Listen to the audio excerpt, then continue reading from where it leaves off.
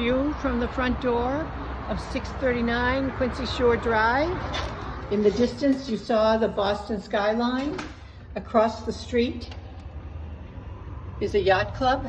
And if you lived here, you could become a social member of the yacht club, which would entitle you to have meals and cocktails at the club. Wouldn't that be cool? So, open flowing spaces. You can decide how you want to set it up.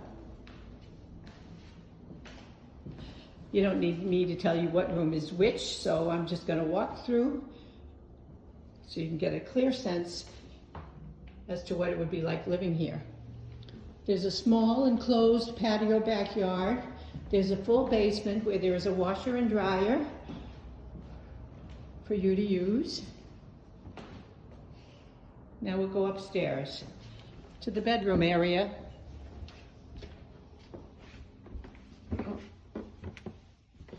Where at the top of the stairs, we have an open loft, great for a home office or TV area. Nice big deck out front. The front yard is all fenced. Beautiful views. Lots of closets. This would be the master bedroom. Wake up to the sunrise.